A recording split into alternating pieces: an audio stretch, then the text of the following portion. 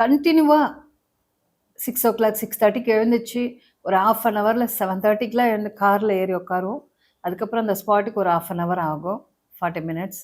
அதுக்கப்புறம் அங்கே போனால் கூட என்னோட மைண்டெல்லாம் அதுதான். அதாவது மேக்கப் போடுறதுக்கு முன்னாடி ஆர்டிஸ்ட்டு நிறைய பேர் வழியில் இருப்பாங்க.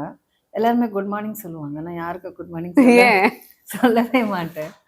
என்னன்னா மைண்டு டைவெர்ட் ஆகிடும், ஒரே கான்சன்ட்ரேஷனில் இருக்கும். அப்படிங்கிறதுனால யாருக்கும் நான் சாரியோடு தான் போயிடுவேன். அன்னைக்கு என்ன காஸ்டியூமோ, ஃப்ரெஷ்ஷோ இல்லை கண்டினியூட்டியோ என்னவோ அதோடு போயிடுவேன். அங்கே வந்து ஒரு காஸ்டியூம் போட்டுட்டு ஒரு மாடர்ன் ட்ரெஸ்ஸை போட்டுட்டு மறுபடியும் ட்ரெஸ் மாற்றுறதுக்கு லேட் ஆகும்னு சொல்லிட்டு வரும்போது சாரியோடு வந்துடுவேன்.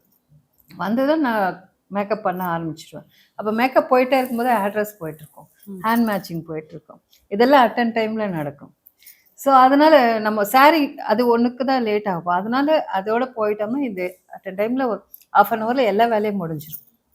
ஸோ அந்த டைம் சேவ் பண்ணுவேன். அந்த நேரத்தில் பக்கத்தில் இருக்க ஆர்டிஸ்ட்டு வேறு யார்கிட்டையுமே நான் ஜாஸ்தி பேசவே மாட்டேன். முதல்ல குட் மார்னிங் சொல்ல மாட்டேன். என்னன்னா சொன்னால் அவங்க ஏதாவது பேச ஆரம்பிப்பாங்க, அப்படியே பேச்சு போயிட்டே டைவர்ட் ஆகும். மேக்கப் போடும்போது டைவர்ட் ஆகும்.